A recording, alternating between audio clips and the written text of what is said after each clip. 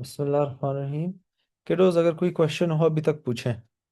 I would like कि you guys ask at least something, कुछ तो पूछे ना।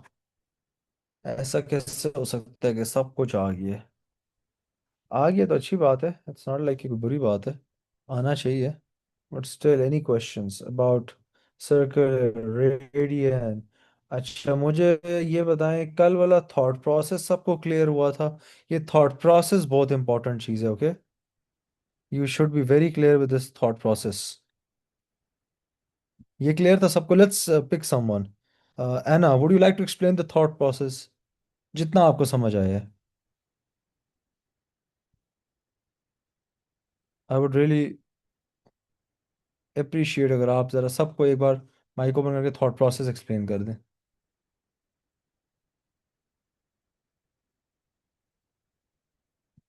Anyone wants to explain the thought process?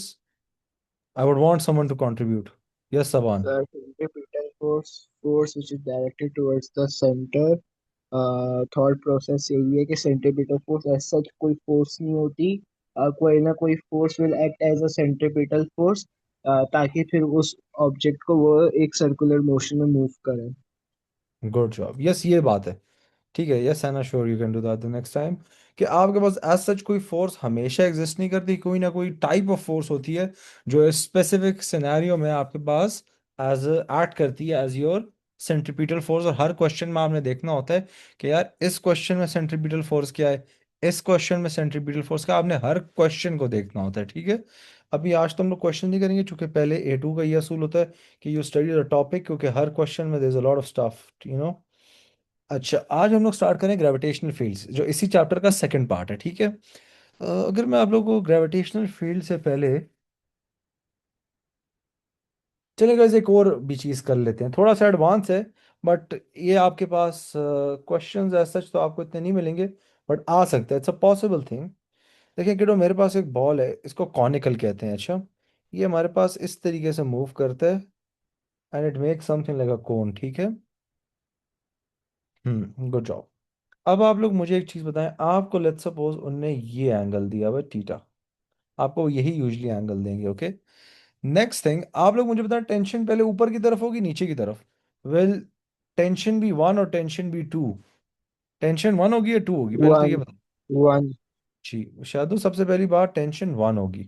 Opposite होता है, ठीक है? वेट के ऑपोजिट हमेशा, क्योंकि ऑब्जेक्ट नीचे खींचा, tension will be upward to resist this. In this case kiddos, अगर ये हमारे पास मूव कर रहा है, तो यहाँ कोई मुझे सेंट्रीपिटल फोर्स का एंगल निकाल के दे सकता है? What is gonna be the centripetal force equal to, जैसे हम लोग ऊपर से कर रहे थे, F is equal to M R omega square कर लेते हैं, या F is equal to M V square over R, दोनों फॉर्मूलाज यूज कर सकते हैं। What is gonna be the centripetal force in this case? कोई सोच के बताए जरा, सोचें जरा, दिमाग लड़ाएं अपना। यहाँ हमारे पास सेंट्रीपिटल फोर्स कौन सी हो सकती है? टेंशन। जी, टेंशन तो है, it will act, but what? How will we write this, what will we write over here as F?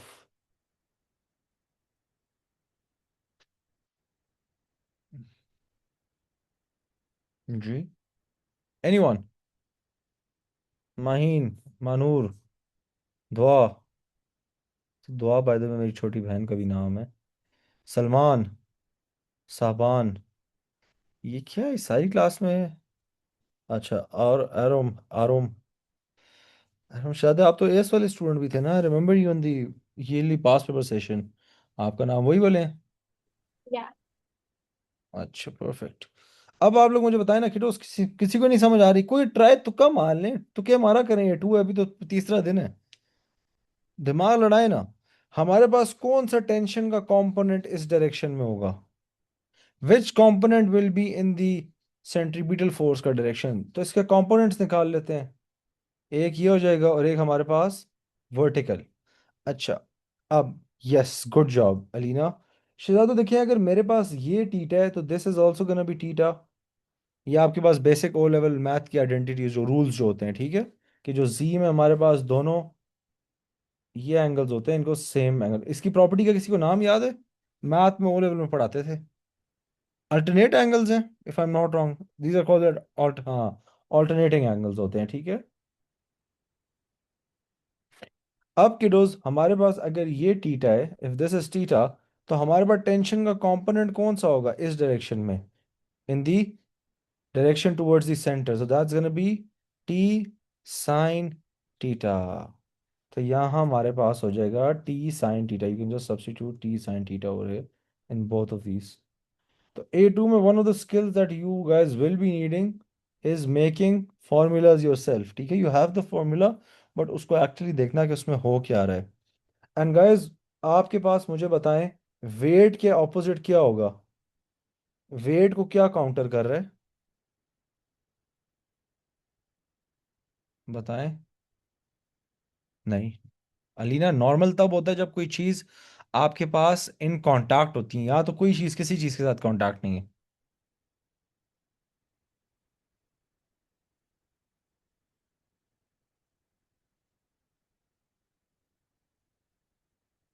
बताएं, anyone? Guys, air T resist cos theta. Air resistance. नहीं शहजादो, देखें, टी कॉस थीटा होगा ना आपके पास। वेट के opposite क्या ऐड कर रहा है? वेट के opposite T cos theta add करेगा। T cos theta is equal to your M G. तो ये भी एक एग्जांपल है। ऐसा अगर कोई क्वेश्चन आ जाए, ऐसा आपको मिलेंगे नहीं अभी, ये थोड़ा सा एम डी कैट स्टाइल का क्वेश्चन है, बट अगर आ जाए तो you guys should know this. ठीक है, okay. Is this clear? Should I move ahead? ये हमारे पास एवरीवन क्लियर? कोई मसला तो नहीं है इसमें? चले, अभी आप लोगों के दिमाग में आ रहा होगा कि क्वेश्चंस कैसे हैं। क्वेश्चंस अभी हम लोग 2-4 दिन बाद करेंगे, ठीक है? पहले इधर पूरा टॉपिक करना पड़ेगा। अच्छा, अब हम इस चैप्टर का सेकंड पार्ट करेंगे, दैट इज ग्रेविटेशनल फील्ड्स। ठीक है, इसी चैप्टर का पार्ट है ग्रेविटेशनल फील्ड्स। अच्छा, ये मेरा one of my favourite topics to teach in all of A2। पहली बात, ये चैप्टर नंबर 1 होता है, एंड इसमें जो हम फॉर्मूला पढ़ाते हैं वो बड़ा इंटरेस्टिंग है। गाइस, मेरे पास दो ऑब्जेक्ट्स हैं, एम एंड एम। इनके बीच में डिस्टेंस है, ठीक है, and the distance between them is separated R, हम उसको कह लेंगे, ठीक है। एंड अच्छा, अब एक कहानी सुने। एक हमारे पास फॉर्मूला है, वो फॉर्मूला हमारे पास कहता है कि दोस्त, पहले इस फॉर्मूला को नोट ना करें, अच्छा भी हम इसको पढ़ेंगे बाद में। G m m/r²। ये फॉर्मूला क्यों कहता है, क्या कहता है कि यूनिवर्स में अगर कोई भी दो ऑब्जेक्ट्स हैं दैट हैव मास, जिनका मास है, तो वो एक दूसरे को अट्रैक्ट करते हैं। They make their own gravitational field. आप कहेंगे हैं सर क्या कह रहे हैं? मैं आपको एग्जांपल देता हूँ।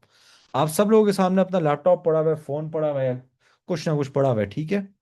Do you know that you are attracting your object, your laptop towards your self, and your laptop is being attracted towards you? But वो इतना कम होता है कि वो फील नहीं होता। मी सिटिंग हेयर, मैं बुर्ज खलीफा को अपनी तरफ खींच रहा हूँ, और बुर्ज खलीफा मुझे अपनी तरफ खींच रहा है। मैं इधर बैठे हुए in my room on my bed, वैसे मैं एक्चुअली लेट के क्लास पढ़ा रहा हूँ, मैं एंड्रोमेडा गैलेक्सी को, जो मेरे ख्याल से 4 बिलियन ईयर्स दूर है, उसको मैं अपनी तरफ अट्रैक्ट कर रहा हूँ, वो मुझे अपनी तरफ अट्रैक्ट कर रही हूँ। So everything in the universe attracts each other. इसका आप एग्जांपल मैं हमेशा स्टूडेंट्स को जब मैं O लेवल में पढ़ाता हूँ, मैं कहता होता हूँ, मैंने आई वाज यंग तो मुझे वो हरमाइनी ग्रेंजर बड़ी पसंद थी। उसका क्या नाम है, हैरी पॉटर जब देखते थे, उसका असली नाम क्या है? हरमाइनी ग्रेंजर जो थी, एमा वॉटसन, हाँ। ये मैंने कहीं बात कर दी, मेरे O लेवल वाले बच्चों ने मुझे पकड़ लिया। वो क्लास में किसी ने कह दिया मुझे, ऐसे ही मैंने बच्चों को बताया मुझे हरमाइनी ग्रेंजर जब हम लोग बचपन में देखते थे, तो एक बच्चे ने क्लास में कह दिया, मुझे अभी भी याद है O लेवल की, sir you sitting here you are attracting Emma Watson and Emma Watson is attracting you. तो खैर, शायद हो, तो everything in the universe attracts each other. ये वाली बात सबको क्लियर हो गई है? ये वाली बात सबको क्लियर है? अच्छा, अब ये बात आई किधर से? इसको हम लोग कहते होते हैं Newton's law of gravitation. Newton's law of gravitation. अच्छा, अब ये पहली आपकी ऐसी डेफिनेशन है, पहली तो नहीं वैसे, ऊपर भी थी, जो आप लोगों ने एग्जैक्ट वर्ड टू वर्ड रटनी है। ये 2 मार्क्स का आता होता है। with a force that is equal to the equal की नहीं, अगर हम दूसरी तरह से लिखें प्रोपोर्शनल में लिख देते हैं, that is proportional to the product of their masses and inversely proportional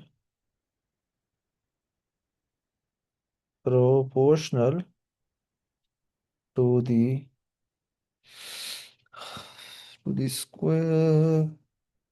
square of the separation from their centers। ये जरा पूरा लिखें कि एनी टू पॉइंट मासेस आपके पास आप समझे एक इंडिविजुअल पॉइंट जो हम लेते होते हैं उसको, सही है, उसको हम लोग कहते होते हैं पॉइंट मास।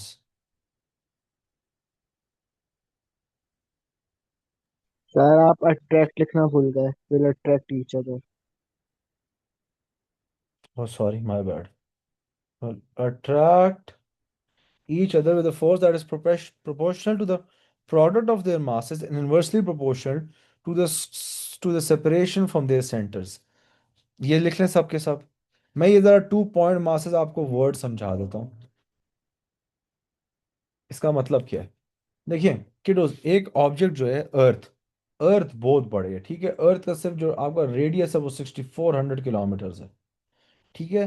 तो हम लोग क्या करते हैं, we consider this as a point mass. Point mass क्या होता है कि इसका जो सारा का सारा मास है वो इस सेंटर पॉइंट पे है, ठीक है, एक डिस्टिंक्ट पॉइंट है, एक आपके पास डिस्क्रीट पॉइंट है। डिस्क्रीट मतलब one singular point. And we assume इसका ना कोई मास है, ना सॉरी ना कोई वॉल्यूम है, ना कोई शेप है, ना कुछ, बस सारा का सारा जो मास है ना, एक बस एक पॉइंट पे हम लोगों ने उसको लाई कर दिया, ठीक है। कि वो सारा का सारा, वो आप लोगों को याद होगा हम लोग वेट के लिए वो पढ़ते होते थे ओ लेवल में, सेंटर ऑफ ग्रेविटी याद है। हम कहते थे सेंटर ऑफ ग्रेविटी हम एक पॉइंट से लेते होते हैं, मास तो पूरे, वेट तो पूरे उसका होता है, बट सेंटर ऑफ ग्रेविटी हम हमेशा सिर्फ एक लाइन ऐसे बनाते थे। It's a point that we assume, a geometric point where we assume that all the weight of the object is acting upon। याद है सबको सेंटर ऑफ ग्रेविटी। तो पॉइंट मास भी आप ऑलमोस्ट वही चीज समझे, हम सारा अज्यूम करेंगे कि सारा का सारा जो मास है इस सिंगुलर पॉइंट पे। Is that clear everyone? Point mass का असल में मतलब क्या होता है? अच्छा अब देखिए वो क्या पहले कह रहे हैं, will attract each other that is proportional to the product of their masses। So the gravitational force is directly proportional to the product of their masses। और आगे वो कह रहे हैं हमारे पास and is inversely proportional to the square of their separation from the center 1/r square। इन दोनों formulas को अगर हम ऐड करें, देखिए जब भी आप एक प्रोपोर्शनैलिटी खत्म करते हैं हम क्या ऐड करते हैं, what is that called, we add we add a constant. तो इन दोनों को जब हमें मिला के लिखता हूं तो F G is equal to G m m/r² मेरे पास फॉर्मूला आता है, where G is your gravitational constant, gravitational constant। इसकी वैल्यू याद रखें 6.67 इंटू 10⁻⁻11। अगर हम लोग इसका यूनिट लिखें तो मेरे ख्याल से न्यूटन, मेरे ख्याल से क्या, न्यूटन, न्यूटन मीटर स्क्वायर हो जाएगा और kg-2, ये इसके यूनिट भी हैं। अच्छा वैसे पूछे नहीं जाते, but still F G is your gravitational, this is your gravitational, gravitational pull force कह लें। ये याद रखें ये अट्रैक्टिव इन नेचर होती है, अट्रैक्टिव इन नेचर। आप लोगों को ये बात आगे मैं ज़रा थोड़ा डिटेल में समझाऊंगा ये क्यों मैंने इधर ये बात लिखी है, ठीक है। M is mass of object one, mass of object one, and m is mass of object 2। मैंने कहा सारे लिख लूँ किसी को कोई मसला ना हो। और गाइस r क्या होता है, r is the distance from the centre. अच्छा, इधर एक बच्चे बहुत गलती कर देते हैं, oh my god, I can not emphasise that enough. वो आर रेडियस समझ लेते हैं ना, जो पढ़ के नहीं जाते होते, इट्स वेरी कॉमन मिस्टेक। बच्चे आर रेडियस ले लेते हैं और वो डिस्टेंस आधा कर देते हैं। नहीं, ये आर लिखा जाता है, ये आर डिस्टेंस के लिए ही यूज होता है। Okay, is that clear? क्लियरो क्लियरो। अब इधर एक चीज और भी मैंने क्या लिखी हुई है, distance from the centre. Centre होना जरूरी है। वो क्या करेंगे, वो आपको पता है डिस्टेंस, ये डिस्टेंस दे देंगे और वो आपको दोनों का रेडियस अलग अलग बताते होते हैं। तो आप लोगों ने क्या करना होगा, रेडियस सब्ट्रैक्ट करना होगा। ऐसा ही है? ऐसा है या नहीं है? नहीं है किडो, ऐड करना होगा जी, ऐड करना होगा। सब्ट्रैक्ट नहीं करना होगा, ऐड करना होगा। चूंकि देखिए, आपने डिस्टेंस फ्रॉम द सेंटर लेना है ना, तो वो जब रेडियस आपको देंगे, वो रेडियस आप अलग से ऐड करेंगे। ओके, तो मैं आपको कॉमन चीजें भी बता देता हूँ कि क्या आती है। अच्छा, इधर सबसे बड़ा इशू जो आता है ना किडोज, द सबसे बड़ा इशू, दैट इज आप लोग कैलकुलेशन गलत करते हैं। अब एक मैं आपको सवाल देता हूँ, आप लोग सवाल करें, आई एम प्रीटी श्योर आप सबके अलग अलग आंसर्स आएंगे। सच्ची सच्ची जो पहला आंसर आए लिखे हैं। अच्छा, आई होप के सबके ठीक आए। मैं आपको बताता हूँ guys, I want you guys to find the gravitational field, gravitational force between the objects, and mass of earth is, if I'm not wrong, I know I'm not wrong, 6 into 10 raised to power 24 kilogram. और एक मेरे पास object है guys, let suppose 60 kilogram का object है। इन दोनों के बीच में आप मुझे जरा ग्रेविटी और डिस्टेंस कितनी रखें। ऐसा करते हैं गाइस, सरफेस ऑफ अर्थ रख देते हैं। अर्थ की सरफेस पे गाइस एक चीज पड़ी हुई है, ठीक है। What is the gravitational field force between earth and the object? I want you guys to find that. And while you guys find that, मुझे जरा थोड़ा सा कोई कोल्ड क्रीम लगाने दें। वैसे आप लोगों के शहरों में बारिश हो रही है इस्लामाबाद में तो इतनी बारिश, इतनी बारिश की कोई हद ही नहीं है, और रुकी नहीं रही। Oh by the way guys, मैंने एक चीज नहीं की थी on the very first day, which I always do. Which school city are you guys from? ये तो मैंने पूछा ही नहीं आप लोगों से, किस स्कूल से हैं, किस शहर से हैं, ये जरा सब अपना अपना बताएं।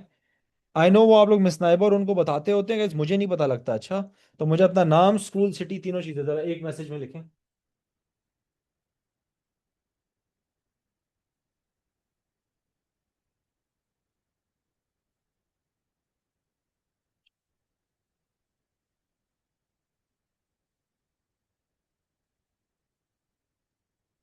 DH, BCP,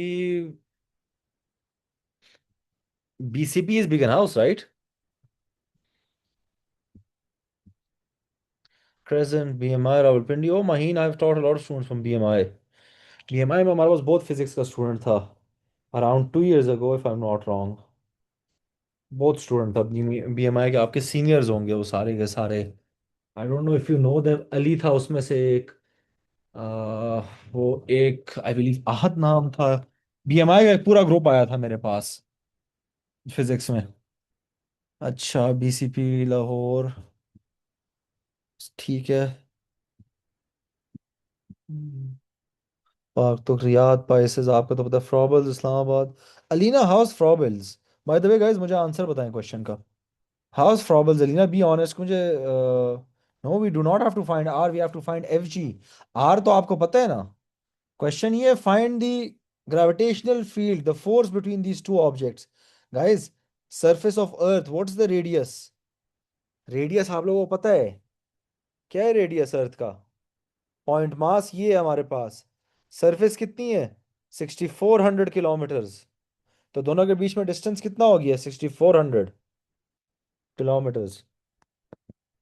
फाइंड करें, चले इसका आंसर फाइंड करें। सिर्फ वैल्यूज पुट करनी है आप लोगों ने। स्ट्रेट फॉरवर्ड क्वेश्चन है, तो मुश्किल चीज नहीं है।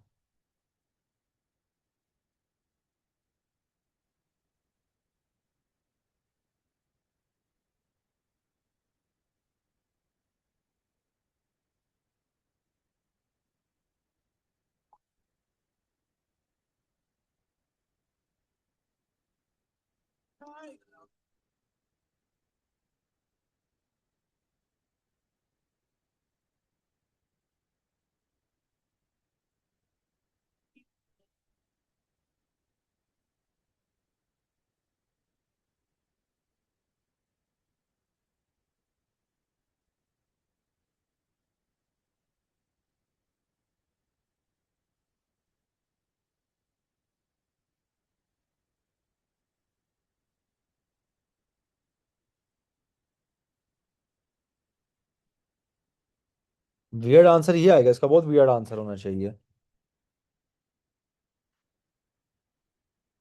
क्या आंसर आ रहा है?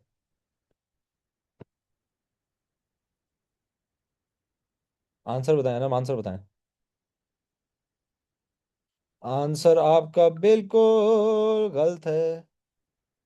सबान, आपका आंसर बिल्कुल गलत है। खतीजा, आपका आंसर बिल्कुल ठीक है। अलीना, आपका भी आंसर बिल्कुल गलत है। और भी कोई? मैंने आपको कहा था ना, देखिए वैल्यूज एक ही हैं, सबके गलत आंसर आएंगे। एक माशाल्लाह बीच में Khatija, you are very close to it. Actually आपका आंसर करेक्ट है। वो देख लेते हैं कैलकुलेट करके। और कोई गाइस, बी ऑनेस्ट, पहला आंसर क्या है आप लोगों का? कितना गलत आया है? क्योंकि इधर गाइस कैलकुलेटर में A2 में सबसे बड़ी मिस्टेक्स जो होती है ना, वो कैलकुलेटर में होती हैं। क्योंकि इतनी वैल्यूज आप लोगों ने पुट करनी होती है। देखे ना, Fg = G(m)(m)/r²। पहले वैल्यूज लिखना सीखें।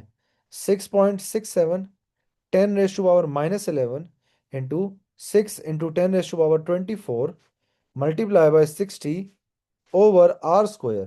पहली बात तो समझे, मैंने आपको कल की क्लास में बताया था कि आर हम लोग हमेशा मीटर में लेते होते हैं। ये किलोमीटर्स में है, मीटर्स में।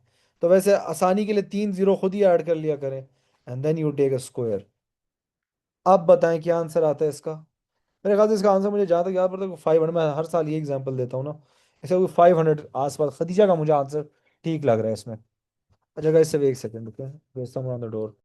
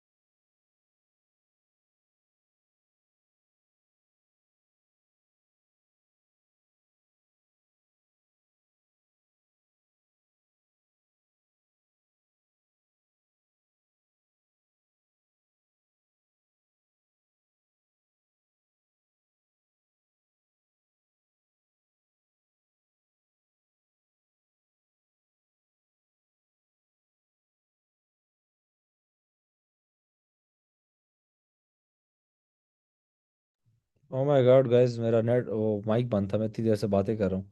मैं कहता गाइस, हमने इसको 8,500 किलोमीटर ऊपर ले गए, अबव द सरफेस। अगर मैं इसको 8,500 किलोमीटर अबव द सरफेस ले जाऊं तो क्या होगा? But then what will be the gravitational force between them, same objects?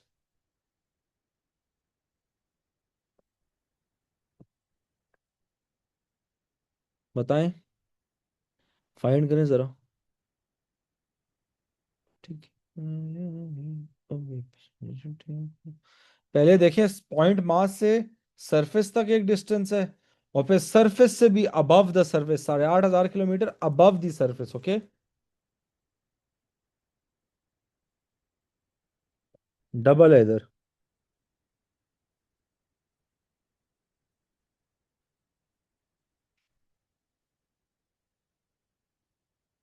Yes Ayesha, good job. Radius नहीं है आयशा, इट्स अ डिस्टेंस। बिल्कुल ठीक है, गुड जॉब अनम। गाइस कल मुझे रील आई है, किसी पेरेंट ने अपने बच्चे के कोई बीज आए थे, उस पे उसको आईपैड और आईफोन 17 प्रो मैक्स गिफ्ट किए। मैं देख रहा था, मैंने कहा यार ये भी दुनिया है। बी और सी पे गए, आईफोन मिल रहे हैं। हमारे तो ए स्टार पे अम्मी कहती थी, अम्मी वो कहते शाबाश, चलो पुत्र आगे पढ़ो। तो गाइस क्या है इधर हमारे पास, F G is equal to G M M और आर स्क्वायर। तो 6.67 into 6 into 10 is 24 and distance हमारे पास होगा 8,500 प्लस 6,400 इंटू 10 इज 3। ठीक है, वैसे आप एक स्टेप में भी कर सकते हो, और इसका पास आपके पास आंसर आता है कमोबेश 108 न्यूटन। गाइस सबका 108 न्यूटन आ रहा है, सबका आंसर आ रहा है या नहीं?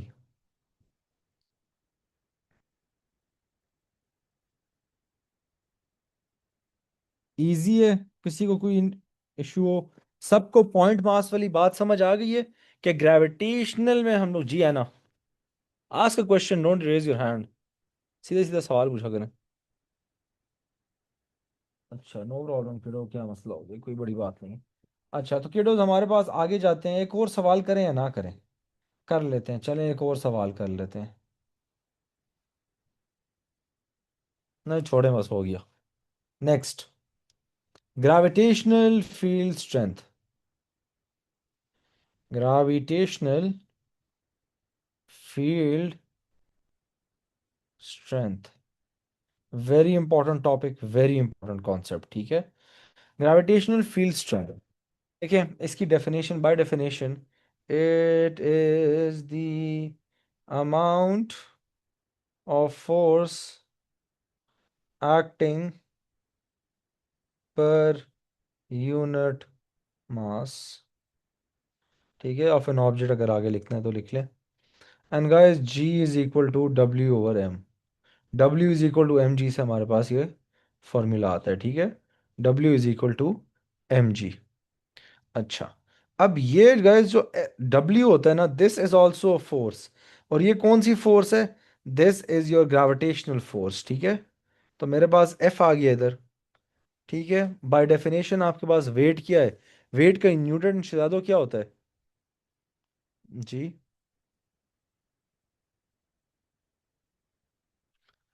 वेट का यूनिट क्या होता है? न्यूटन होता है ना। तो क्या हुआ, फोर्स हुई ना।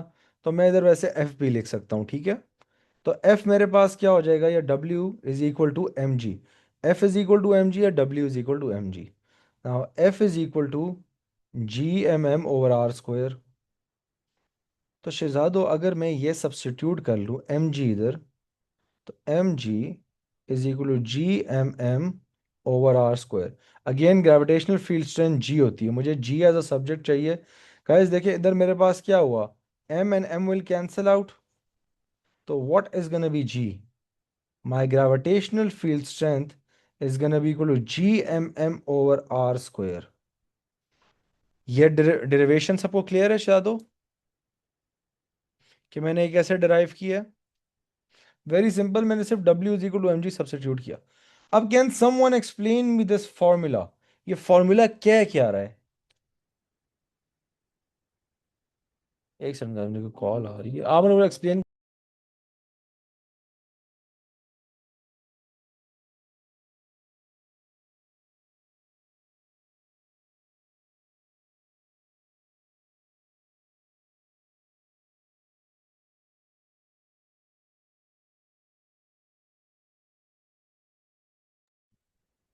जी शहजादो, can someone explain this formula? ये फॉर्मूला क्या रहा है? अब ए डू में you should be able to decipher a formula as well, कि फॉर्मूला कहना क्या चाह रहा है, बताएं। एनीवन? बेशक गाइस गलत गैस किया करें।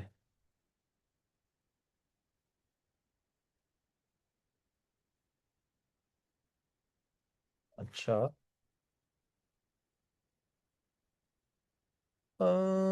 थोड़ा सा Last गलत है ये ना। means get cancel out. नहीं, शायद ये फाइनल आंसर, ये जो मैंने लिखा है ना, ये क्या बोलना चाह रहे हैं, ये आपको ये फॉर्मूला क्या बता रहा है?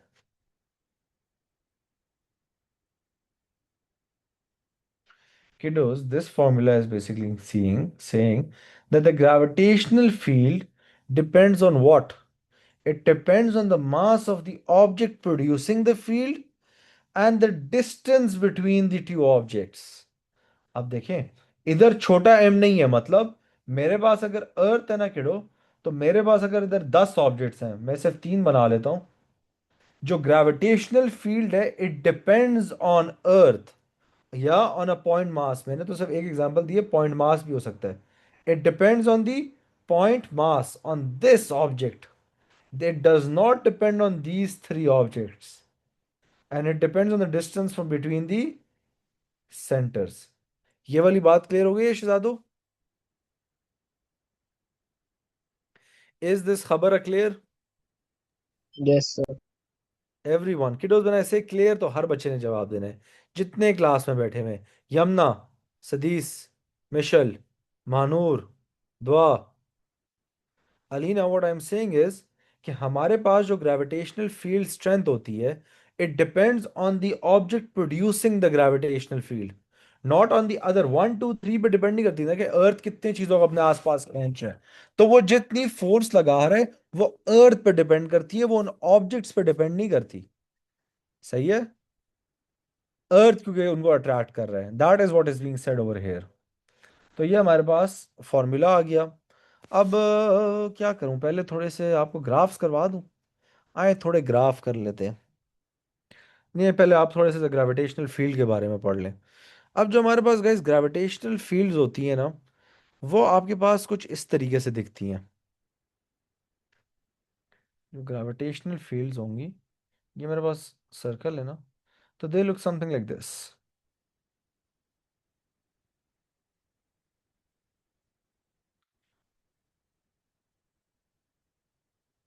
हर चीज को वो अपने तरफ अट्रैक्ट करता है, ठीक है? This is what it looks like.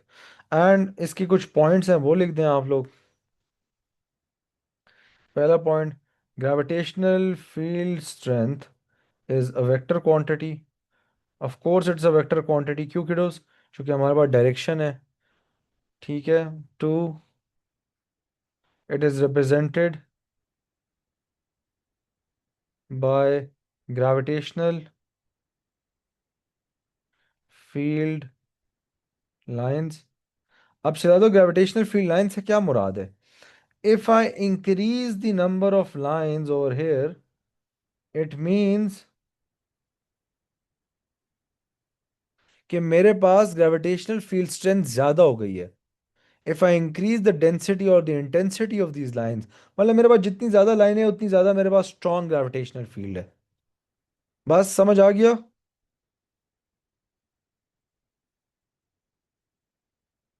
Is that clear everyone? और तीसरा पॉइंट, और ये पॉइंट आपके पास क्वेश्चंस में भी आता है, कि ये आपके पास radial line, these are called radial lines. Radial lines, किसी को radial, sir what did you write? Gravitational field strength is a vector quantity. Gravitational, वो बार बार लिखना बड़ा मुश्किल हो जाता है। स्ट्रेंथ इज अ, अब मैं वही पूछा ना, पहले मैंने आप लोगों से पूछा रेडियल। रेडियल का किसी को मतलब पता है? अगर नहीं पता तो इट बेसिकली मींस कि it appears to originate from the center. देखिए ये लाइनें लगता है ना कि इस सेंटर से आई हुई हैं, they all connect towards the centre. ऐसा ही है ना? थोड़ी सी रफ बना हुआ है, but they actually look like that. सही है? तो दे, इट लुक्स लाइक ये सारी की सारी लाइंस जो है, ये सेंटर से ओरिजिनेट कर रही हैं, and they are radial. They all meet at the center. तो आप लोगों से कभी कभार सवाल भी आता है कि जब आप लोग इसका डायग्राम बनाते हैं ना, तो उसमें you have to make sure that these lines look like they are meeting. आपका कोई भी टीचर ना, एग्जामिनर, वो रूलर दे के चेक नहीं करेगा ये मिलती है नहीं। अगर वो देख के लगता है कि ये सारी मिल रही है, इट्स गुड इनफ। इधर तक सब कुछ क्लियर हो गया शहजादों? अब अब एक चीज समझे। मेरे पास with in an object, with in an object ये मैं अर्थ बनाता हूँ, ये मैं एक दूसरा कोई प्लेनेट बना लेता हूँ, ऑब्जेक्ट बी, ठीक है। ये इन दोनों का डिस्टेंस है बीच में। और किडोज ये मेरे पास जी की वैल्यू है, ठीक है। इधर से जी की वैल्यू ग्रेविटेशनल फील्ड का मैं एक बना रहा हूँ, लेट्स सपोज अर्थ है ये। तो इधर से 9.81 से शुरू होगा। अच्छा, एक चीज अब आप लोगों ने याद रखनी है कि विद इन अ प्लैनेट हमारे पास ग्रेविटेशनल फील्ड स्ट्रेंथ कांस्टेंट होती है। With in a planet the gravitational field strength, अगर मैं इसको प्रॉपर और बेहतर तरीके से बनाऊं, एक सेकंड रुके, ये हट क्यों नहीं रहा यार। तो ये ऑब्जेक्ट एक्चुअली इस तरीके से बनता है कि आधा ऑब्जेक्ट ऊपर हो, मतलब इधर से, ठीक है। इसको मैं थोड़ा सा चेंज कर देता हूँ, आप लोगों को बेहतर अंडरस्टैंडिंग हो जाएगी। Just let me make this diagram again, ठीक है। कि मेरे पास विद इन एन ऑब्जेक्ट जो ग्रेविटेशनल फील्ड स्ट्रेंथ है वो क्या होगी, वो कांस्टेंट होगी। जो प्लेनेट के अंदर है वो सेम रहती है। अच्छा, अब जब ये प्लेनेट से बाहर निकलेगी तो it's gonna decrease, and it's gonna decrease and decrease and decrease. अब देखिए ये छोटा ऑब्जेक्ट आ गया ना, अब इसकी ग्रेविटेशनल फील्ड इधर इंक्रीज करेगी, it's gonna go somewhere like, थोड़ा सा अगर हम इसको और बेहतर बना लें तो इट्स समथिंग लाइक दिस, क्योंकि वो ऑब्जेक्ट बहुत छोटा है। एंड देन ये हमारे पास इंक्रीज हो रही है, एंड देन इधर फिर जाके कांस्टेंट हो जाएगी, ठीक है। चूंकि विद इन द प्लैनेट आपके पास कांस्टेंट होती है, अंडर दी स्टूड। और ये हमारे पास जीरो पॉइंट क्या है, ये नल पॉइंट है। Why do we call it the null point. इधर ना हमारे पास ऑब्जेक्ट नंबर ए उस ऑब्जेक्ट को अपने पास खींच रहा है, और ना object number B. Let's suppose मैंने ऑब्जेक्ट इधर रख दिया, ठीक है, ये ऑब्जेक्ट है मेरे पास ओ। ये ऑब्जेक्ट ना लेफ्ट को जा रहा है ना राइट को, क्यों, क्योंकि ये दोनों उसको अपनी तरफ खींच रहे हैं। देखिए इसकी लाइनें इस तरफ होंगी, इसकी लाइनें इस तरफ होंगी, तो both of them are pulling it towards each other, तो वो कहीं भी नहीं जाता, वो अपनी जगह पे। अब वाई गोइंग टू नेगेटिव, चूंकि किडो याद रखे मैंने ये पॉइंट पहले लिखवाया था आपको कि this is a vector quantity. तो वेक्टर क्वांटिटी की जब डायरेक्शन चेंज होती है ना, तो हम लोगों ने उसका साइन चेंज करना होता है to show that there has been a change. Understood everyone, is a diagram बना लें। ये बड़ा टेढ़ा डायग्राम है, क्योंकि मैंने इसको रखा हुआ था, मैं इसको सीधा पहले करूँ। ये डायग्राम एक्चुअल में ऐसे बनना चाहिए, ठीक है। समझ नहीं आया, क्या नहीं समझ आया शहजादे पूछें। ओपन योर माइक, माइक पूछ के, ओपन करके मैं फिर से पढ़ा दूंगा। सर ये जो आपने लाइंस वगैरह बनाई थी ये। शायद तो ये फिर ग्राफ ही नहीं समझ आया ना।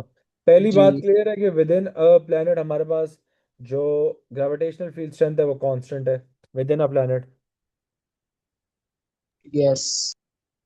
क्योंकि हम हमेशा पॉइंट मास लेते हैं, पॉइंट मास आपका सेंटर से होता है। तो हमारे पास विद इन अ प्लेनेट, अब शायद जब ये प्लेनेट से दूर निकलेगा, फॉर्मूला हमारे पास क्या है, G is equal to G M over R square. तो अच्छा, पहले पहले ऐसा करते हैं, इसको छोड़ देते हैं, इस प्लेनेट को निकाल दो। तो किडोस जब ये दूर जाएगा तो इसका क्या करेगा, it's gravitational field strength will decrease. ऐसा ही है ना, ये कभी जीरो नहीं होती, ठीक है। It approaches zero but it doesn't reach zero, it goes towards zero, याद रखें। अच्छा, ये क्लियर है शायद है कि हमारे पास ये कम होती जाती है। यस। अब मैं एक दूसरा डायग्राम बनाता हूँ, how do I copy this, copy, इधर एक पेस्ट करते हैं, ठीक है। ये मेरे पास शायद दूसरा डायग्राम आ गया। अब इस डायग्राम में मैं दूसरा ऑब्जेक्ट भी इंट्रोड्यूस कर देता हूँ, ठीक है। और ये उसका सेंटर हो गया।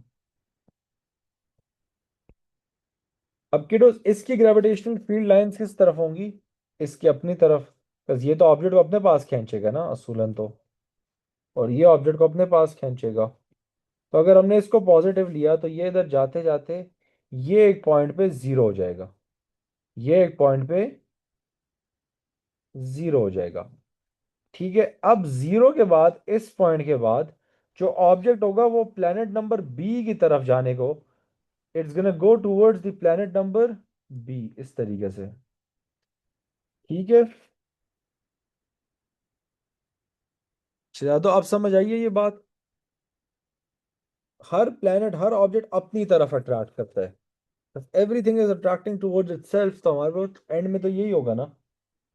कि हमारे पास एक ऐसा पॉइंट आएगा जिधर दोनों उसको नहीं पुल कर रहे, both of them are unable to put it, जिसको हम न्यूट्रल पॉइंट कहते हैं, जो नल पॉइंट मैंने आपको ऊपर बना के दिया था, नल पॉइंट। यहाँ जो ऑब्जेक्ट होगा वो ना लेफ्ट को जाएगा ना राइट को, तो दोनों उसको इक्वली खींच रहे हैं। Is this clear everyone? ये बड़ा इंपॉर्टेंट है कि इधर तक आपको क्लियर हो।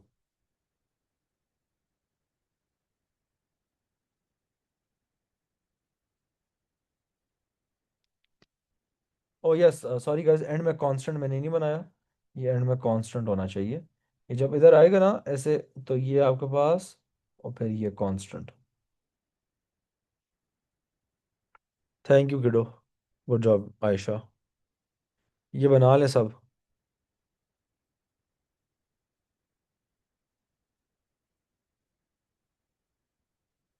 अब गाइस इधर हम लोग सबसे अजीब टॉपिक पढ़ेंगे, ग्रेविटेशनल पोटेंशियल। इसके बाद इधर तक क्लियर है? पहले मुझे ये बता दें, क्योंकि इधर अगर ये चीज़ क्लियर नहीं है तो आगे वाली चीज़ फिर ऐसी मसला करेगी आप लोगों को। अब गाइस एक बड़ा अजीब टॉपिक हम पढ़ेंगे ग्रेविटेशनल पोटेंशियल, और बच्चों को आखिरी दिन तक ये चीज़ ना कंफ्यूज करती है। ये थोड़ी सी है ज़रा कंफ्यूजिंग। Gravitational potential. अब किडोस gravitational potential is represented by phi. इसको हम लोग फाई कहते थे, PHI, अच्छा, फाई। अब it is the amount of work done, it is the amount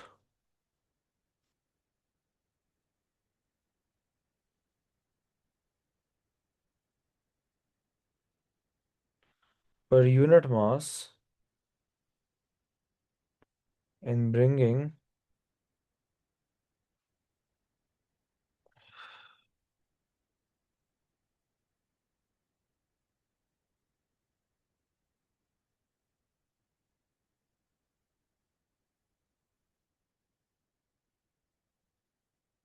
infinity to a point where it is defined in the gravitational field। ये लिखें जरा। और यहां पहले मैं आपको गलत फिजिक्स पढ़ाऊंगा आपकी अंडरस्टैंडिंग के लिए।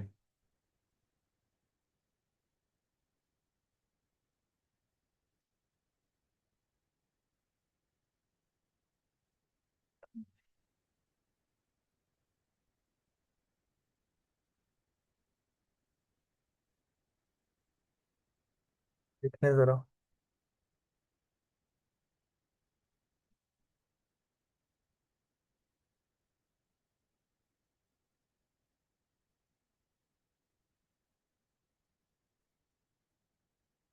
अच्छा, अब ये ग्रेविटेशनल पोटेंशियल होता क्या है?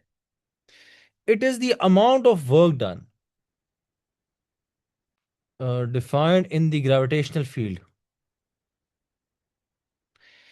याद रखें शादो, हमारे पास कोई ऑब्जेक्ट है ना, इस फॉर्मूला के मुताबिक मेरे पास ऑब्जेक्ट नंबर 1 है और ऑब्जेक्ट नंबर 2 है। If the distance between them is infinity, अगर किडो इन दोनों के बीच में डिस्टेंस इन्फिनिटी है, तो is there any attractive force between them?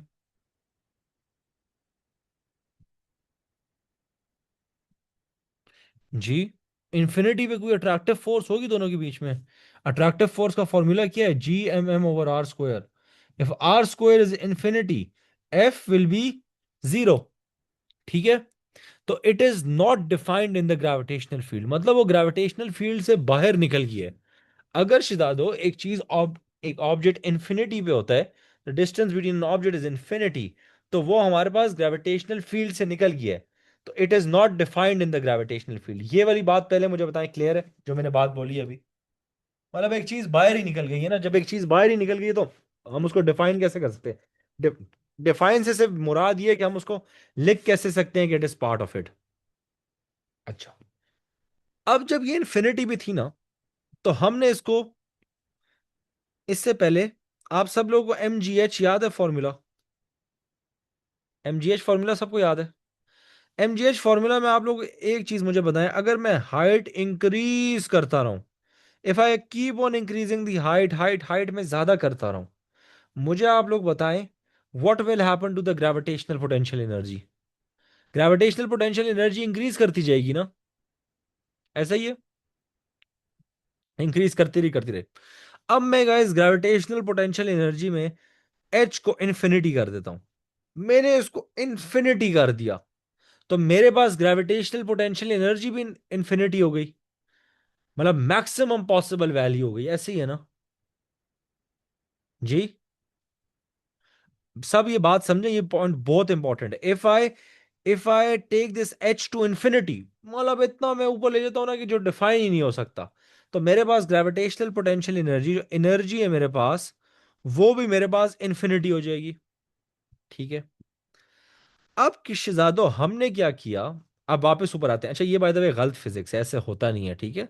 ये मैंने सिर्फ समझाने के लिए किया, इधर आप लोग लिखना चाहें तो लिख लें, दिस इज गलत फिजिक्स। और ये आप लोग नोट ना ही करें तो बेहतर है। कल को किसी को आप पढ़ा रहे हो और किसी ने आपके नोट्स देख लिए, उनको समझ नहीं आएगा कि ये हुआ क्या। ये सिर्फ एक थॉट प्रोसेस के लिए मैं करवाता होता हूँ कि आपको चीज क्लियर हो। शहजादो जब हम इन्फिनिटी पे चले गए ना, तो इसकी एनर्जी मैक्सिमम होनी चाहिए, ऐसा ही है जी। मैक्सिमम होनी चाहिए ना इसकी एनर्जी, बिल्कुल दूर चला गया एट मैक्सिमम किडोज। हम इसको असाइन करते हैं एक वैल्यू विच इज जीरो। इसकी जो ग्रेविटेशनल पोटेंशियल है मैक्सिमम पे, वो जीरो है। जब ये इन्फिनिटी पे होता है ना, ये जीरो होता है। आप में से मुझे किसी ने सवाल नहीं पूछा, सर ये नेगेटिव साइन क्यों है। आप में से किसी ने भी ये सवाल नहीं पूछा। आज तक आपने कोई फॉर्मूला नहीं पढ़ा जिसमें नेगेटिव साइन हो। कोई फॉर्मूला पढ़ा है अभी तक जिसमें नेगेटिव साइन हो? नहीं पढ़ा ना। और आप में से किसी ने भी नहीं पूछा सर इसमें नेगेटिव साइन क्यों है। पूछा करें, सवाल पूछा करें, क्योंकि ये 3 मार्क का आपका क्वेश्चन पेपर में आता है। अब शहजादो जब हमने मैक्सिमम पे उसको जीरो असाइन कर दिया, ठीक है। जब वो इन्फिनिटी पे था, वो इतना दूर था कि उसकी वैल्यू मैक्सिमम थी, हमने कहा जीरो। अब आप लोग मुझे बताएं, वो जब नजदीक आता रहेगा तो what should happen to this value of zero. ये कम डिक्रीज होगी ना, होगी। डिक्रीज। मगर अब जब ये डिक्रीज होगी तो इसकी सारी वैल्यूज नेगेटिव में होंगी। -500, -800, -2000। और जितना नजदीक आता रहेगा उतना माइनस मेरे पास, जितना मेरे देखे डिस्टेंस कम होगा उतना मेरा फाई ज्यादा होता रहेगा ना। जितने मेरा distance between the two objects will decrease, ठीक है। R distance from the center, जितना मेरा डिस्टेंस फ्रॉम द सेंटर हमारे पास वैल्यू नेगेटिव होती जाएगी। तो ये नेगेटिव साइड इसलिए आता है क्योंकि हम लोगों ने जो मैक्सिमम था ना, हमें ये तो नहीं पता था ना, मैक्सिमम की वैल्यू तो हमारे पास कोई नहीं थी, क्योंकि इन्फिनिटी तो हमारे पास डिफाइन नहीं है। तो हम लोगों ने क्या किया, हम लोगों ने उसको जीरो कर दिया। हमने कहा ये मैक्सिमम वैल्यू और मैक्सिमम जीरो हो सकती है।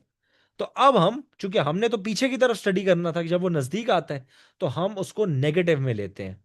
अब ये पॉइंट क्लियर हो गया सबको। इसका मैं प्रॉपर अभी आंसर लिखवाता हूं जो पेपर में आपने लिखना है, but for now is this clear कि वो पीछे, वो नजदीक आता है तो उसकी एनर्जी आप समझे कम हो रही है बस।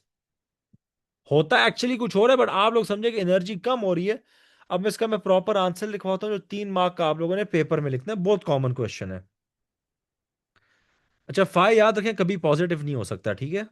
Y phi is always negative. सवाल आ गया ना, 3 मार्क का पेपर में सवाल आता है, बड़ा कॉमन क्वेश्चन है कि ये हमेशा नेगेटिव क्यों होता है। तो phi at infinity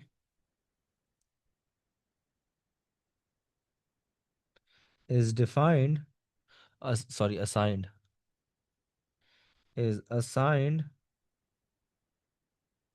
value of zero.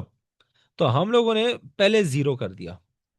अच्छा, gravitational force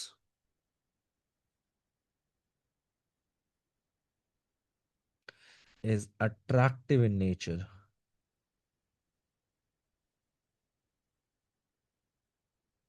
which means work is done by an object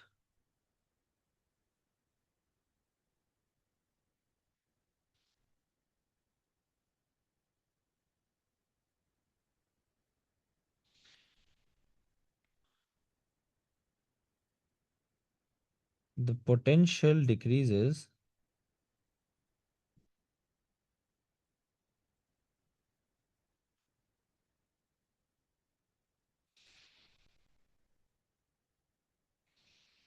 ठीक है, ये जरा लिखें पहले। Pi at infinity is assigned a value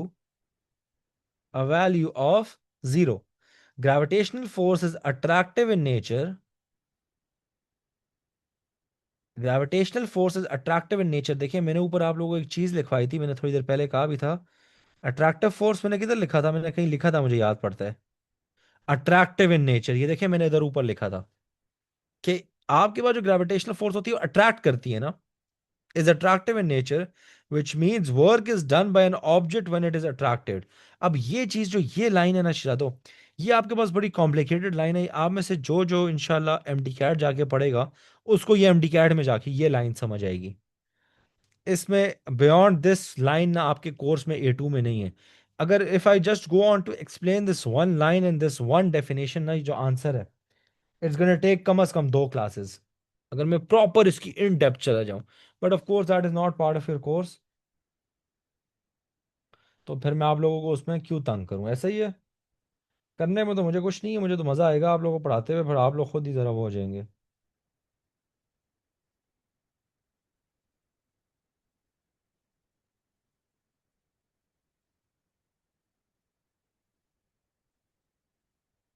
ये लिख लें सब, which results in negative powers. ये क्लियर हो गया सबको। मैं इसको एक और तरीके से भी आप लोगों को एक्सप्लेन करता हूँ। अच्छा अभी आप में से ओ लेवल में सब ने स्पेस फिजिक्स पढ़ी है ना? स्पेस फिजिक्स सबने पढ़ी थी। स्पेस फिजिक्स में आप लोगों को मीटियोर याद है, जो एस्ट्रॉयड पढ़ाते होते हैं, कि अगर ये लेट्स सपोज अर्थ है और एक मीटो एस्ट्रॉयड है, खैर ले लेते हैं, वो इस पॉइंट पे मुझे बताएं उसकी पोटेंशियल एनर्जी कितनी होती है? ग्रेविटेशनल पोटेंशियल एनर्जी मैक्सिमम होती है ना, ऐसा ही है ना? और जितना वो नजदीक आता है उसकी ग्रेविटेशनल पोटेंशियल एनर्जी कितनी होती है, या पोटेंशियल एनर्जी। अच्छा, ग्रेविटेशनल पोटेंशियल एनर्जी और पोटेंशियल एनर्जी सेम थिंग है, this just a very small difference, वो भी मैं अभी आपको बताता हूँ। अच्छा, आप लोगों के लिए आसानी के लिए मैं पोटेंशियल एनर्जी वर्ड इस्तेमाल कर लेता हूँ। पोटेंशियल एनर्जी जब नजदीक आता है तो कम होती है ना, और काइनेटिक एनर्जी मेरे पास ज्यादा हो जाती है, ऐसा ही है शहजादो। तो हमारे पास भी इधर वही चीज हो रही है कि पोटेंशियल एनर्जी डिक्रीज हो रही है। बट इधर हमारे पास फॉर्मूलाज डिफरेंट है, कॉन्सेप्ट थोड़ा डिफरेंट है कि इन्फिनिटीज आ जाती है हमारे पास, फॉर्मूला डिफरेंट है। वरना बेसिक एमजीएच से भी ये चीज पढ़ी जा सकती है। बट उधर ऑफ कोर्स वो एमजीएच में फिर आपका A2 वाला कॉन्सेप्ट तो नहीं बनता ना। इधर तक क्लियर है शादो? ठीक है, इधर हम इसको रोकेंगे क्योंकि अब हमारे पास क्लास खत्म हो गई है और अभी ओ लेवल की शुरू होनी है। तो इनशाला किडोज नेक्स्ट क्लास हमारा जो प्रॉपर कोर्स है वो अब मंडे से शुरू होगा। ये तीन एक डेमो क्लास टाइप चीजें थी, मंडे ऑनवर्ड्स विल स्टार्ट, इसी को हम कंटिन्यू करेंगे। Bye the way proper course does not mean कि मैं स्टार्ट से पढ़ाऊंगा, इधर से ही कंटिन्यू करेंगे। जो जो रजिस्टर्ड स्टूडेंट है, today will be the last day to avail the early bird. सही है। अच्छा गाइज, मंडे टू थर्सडे हैं। अब आप लोग टाइमिंग, जो जो बच्चों ने रजिस्टर किया हुआ, there two timings. We can either have 5 to 6 और we can have 8 to 9। My personal was के 5 to 6, बट बहुत बच्चे कहते हैं सर हम अभी आएंगे थके होंगे XYZ, तो we can also have it from 8 to 9। आप लोग क्या सजेस्ट करते हैं?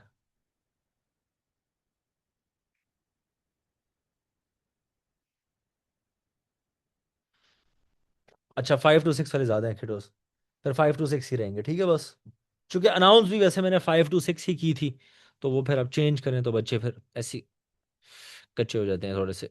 चलें, अल्लाह हाफिज, लव यू ऑल, बाय।